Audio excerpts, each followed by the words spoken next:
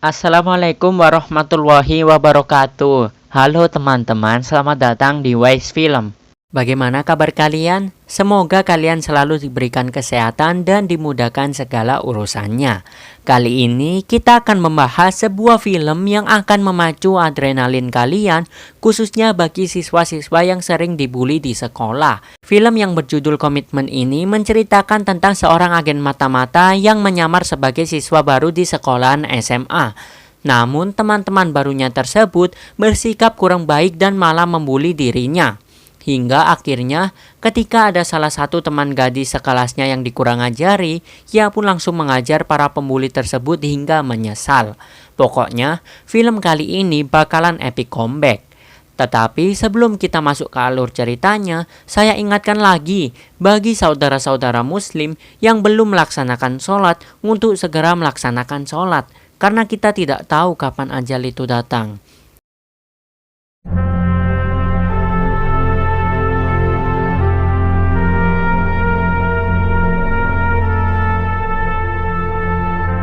Di awal film, kita diperlihatkan ayah dari Myung Hun yang sedang dikepung oleh para polisi Korea Selatan. Dan sedikit informasi bahwa sejak dahulu Korea Utara dan Korea Selatan masih terlibat konflik dan peperangan, dalam artian tidak bersatu. Namun, sang ayah pun harus tertembak oleh salah satu peluru polisi tersebut hingga meninggal. Di sebuah penjara kekuasaan Korea Utara, Myung Hun diperalat oleh kolonel di sana untuk menjadi agen mata-mata di Korea Selatan. Adegan berganti di mana agen unit 8 atau agen dari Korea Selatan dibunuh oleh salah satu orang yang misterius bernama Big Dipper. Setelah keberangkatan di Korea Selatan, kini Myung Hun mengganti namanya menjadi Kang Dae-ho atau kita panggil Kang saja ya. Di sana, Kang diasuh oleh kedua orang tua angkatnya yang memiliki latar belakang sama, yaitu sebagai mata-mata Korea Utara. Pagi harinya, tibalah Kang di sekolah barunya. Di sana, ia mendapatkan tempat duduk di sebelah gadis yang menjadi bahan bully bernama Lee Ye-in. Beberapa saat kemudian, ia mendapatkan kesan pertama yang kurang baik saat masuk sekolah. Karena geng pembuli merasa tidak terima dengan perlakuan Kang, ia pun dihantam oleh salah satu siswa di loteng sekolah hingga berdarah. Namun di sini Kang tetap masih sabar terhadap perlakuan teman-temannya, bahkan ketika ada yang mengambil dompetnya, ia hanya mengambil foto kenang-kenangan milik ayahnya.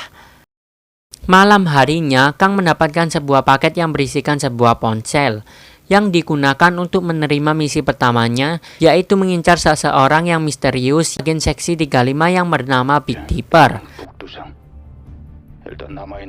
Sebelum melakukan aksinya, Kang pergi ke tempat-tempat yang sudah ditentukan untuk melengkapi persenjataan yang ia bawa.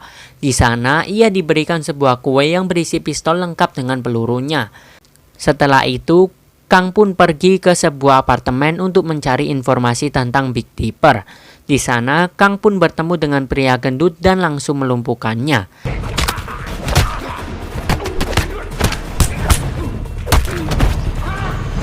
Kemudian, Kang pun bertanya tentang di mana Big Dipper kepada pria tersebut, tetapi dia tidak mau menjawabnya.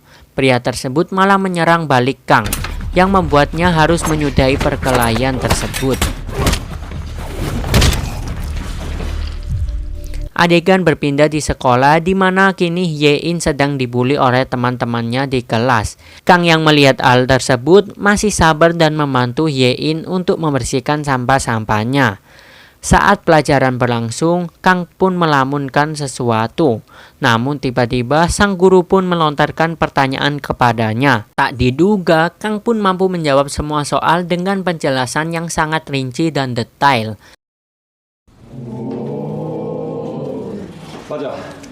Malam harinya, Kang pun mendatangi seorang pemotong daging dan mencari informasi tentang Big Dipper. Namun dirinya hanya memberikan sebuah plat mobil, kemudian pemotong daging tersebut lagi-lagi menyerang Kang. Sehingga Kang pun langsung melumpuhkan orang tersebut.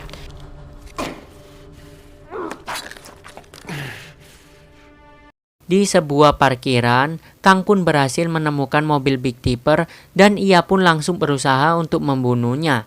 Namun saat Kang akan segera menembaknya, Big Dipper pun menancapkan gas hingga terjadi kejar-kejaran di antara mereka. Ketika Big Dipper sudah terpojok, Kang pun mengurungkan niat untuk menembaknya. Sebab di TKP tersebut banyak orang yang memperhatikannya, sehingga ia pun memutuskan untuk pergi dari tempat tersebut. Esok harinya di sekolah, Kang pun melihat Ye-in yang sedang dibully oleh para teman laki-laki sekelasnya. Hingga ketika memperebutkan uang yang dimilikinya, mereka tak sengaja merobek baju Ye-in. Kang pun yang mengira bahwa Ye-in diperkosa oleh teman-temannya, langsung masuk dan membogem para pembuli tersebut hingga cedera dan patah tulang.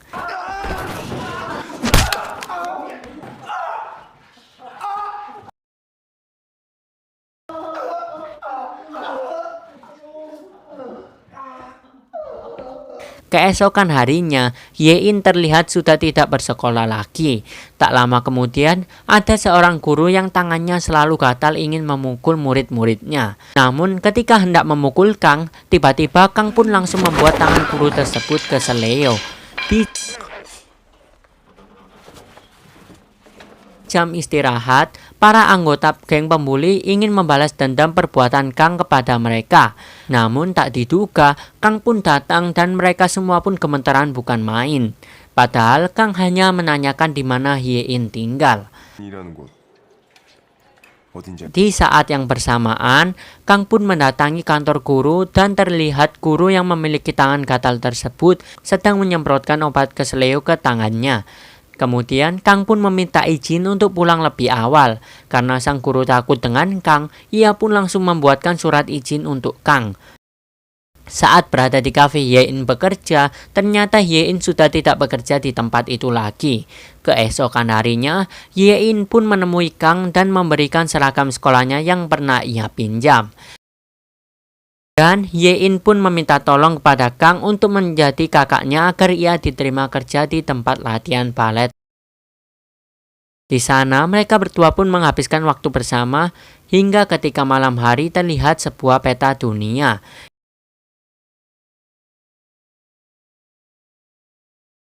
Ye-in pun memberikan sebuah permen karet kepada Kang agar mengetahui Kang ingin pergi ke negara mana. Namun, Kang pun malah melemparnya ke arah Samudra Pasifik. Adegan berpindah di mana Big Dipper bersama dua rekannya mendatangi sebuah apotek. Tempat tersebut adalah tempat rumah ibu dan ayah angkat Kang berada.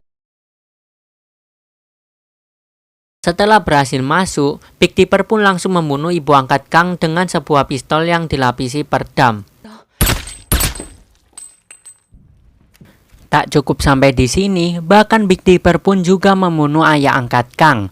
Kemudian, kedua rekannya membawa semua uang dan permata yang ada di dalam rumah tersebut.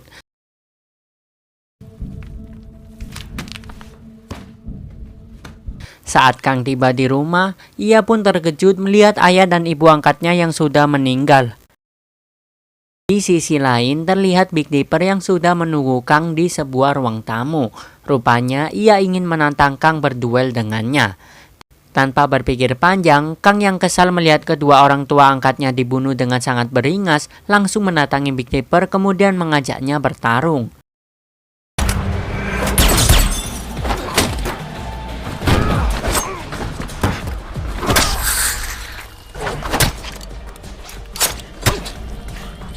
Big Dipper pun harus kalah dan mati dibunuh oleh Kang. Setelah kejadian tersebut, Kang pun berusaha meledakkan rumah tersebut agar semua bekas sidik jari atau bukti-bukti pembunuhan tidak bisa dilacak oleh polisi. Di pagi harinya, Kang mendapatkan sebuah paket lagi yang berisikan sebuah handphone. Kemudian, Jenderal Mung Sang-chul pun memberikan sebuah misi terakhirnya kepada Kang untuk mengambil kembali apa yang sudah direbut oleh agen seksi semalam, yaitu uang dan permata. Kang pun langsung bergegas untuk mendatangi tempat yang sesuai dengan foto tersebut.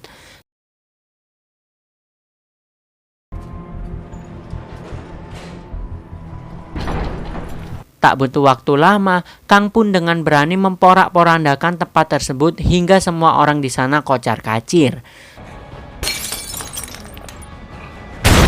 Namun ada salah satu rekan agen seksi 35 yang berusaha membawa kabur permata tersebut dan bersembunyi di sebuah lorong. Tapi tiba-tiba Kang pun datang dengan sangat mengejutkan di hadapan orang tersebut. Malam harinya, Kang datang menemui sang nenek untuk berpamitan kepadanya. Di sisi lain, Kang pun juga mendatangi Yein untuk mengucapkan salam perpisahan dengannya. Kang pun juga memindahkan permen karet sebelumnya di dalam peta tersebut di Korea Utara yang menandakan ia akan pulang dan bertemu dengan adiknya. Saat Kang akan segera berlabuh untuk pulang, tak diduga agen yang mengantarkannya di pelabuhan tiba-tiba menyerang Kang dengan menggunakan sebuah pisau.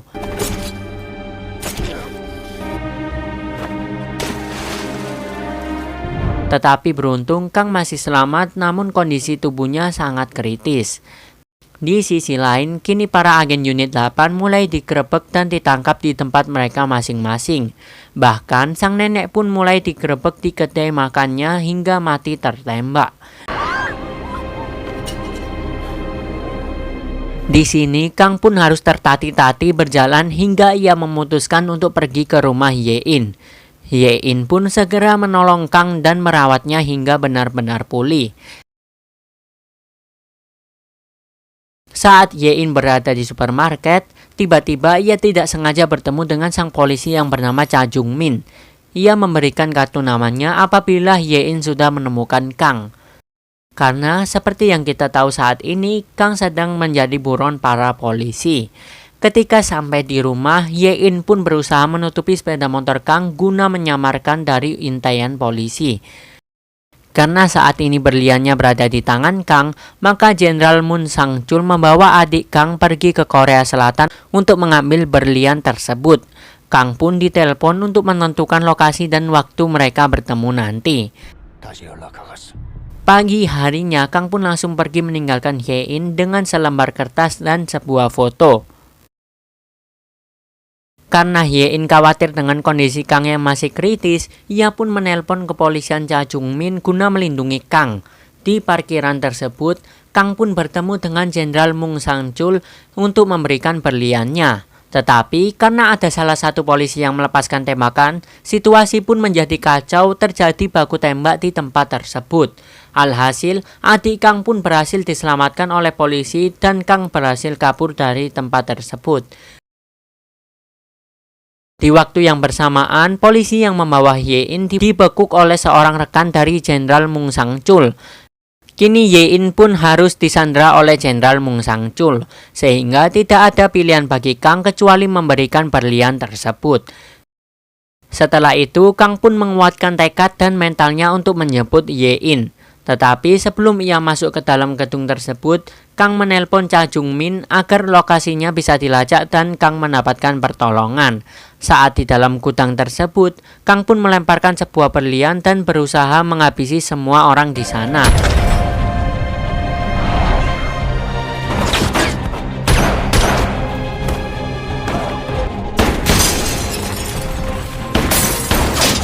Hingga saat mereka terpojok, Kang pun melemparkan sebuah tas yang berisi bom kepada mereka. Sampai gudang tersebut menjadi terbakar.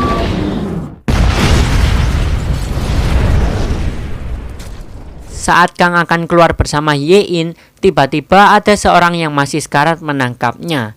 Di waktu yang bersamaan, sang polisi yakni Cha Jung-min baru saja sampai di TKP dan masuk ke gudang untuk menyelamatkan Kang. Di momen ini, ketiga orang tersebut saling menodongkan senjata satu sama lain. Di sini, Kang benar-benar bingung antara siapa yang akan ia tembak. Sebab jika ia menembak Jenderal Moon Sang-chul, ia akan ditangkap oleh polisi Korea Selatan atau Cha Jung-min karena masih menjadi buron. Tapi akhirnya Kang memutuskan untuk menembak Jenderal Moon Sang-chul. Namun karena Kang tertembak berkali-kali, kini ia berjalan sempoyongan sambil dipapa oleh Cha Jung-min. Di tengah perjalanan, karena Kang kehabisan darah, kini Kang pun harus mengembuskan nafas terakhirnya di pelukan Yein.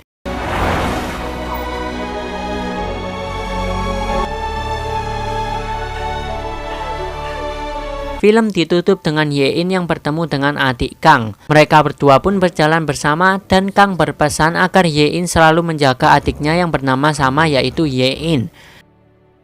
Pelajaran yang dapat kita ambil dari film berikut adalah biasanya orang yang memiliki kemampuan tinggi selalu rendah hati dan tidak sombong menentang sana-sini.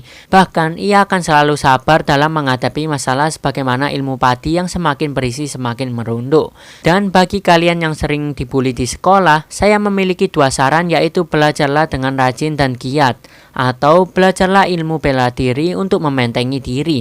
Karena biasanya orang yang pintar atau orang yang belajar ilmu bela diri tidak akan dibully di sekolah. Semoga kalian tetap sabar karena Allah Subhanahu wa Ta'ala tidak tidur dan pasti membalas perbuatan orang yang zolim. Terima kasih teman-teman sudah menonton sampai akhir dan wassalamualaikum warahmatullahi wabarakatuh.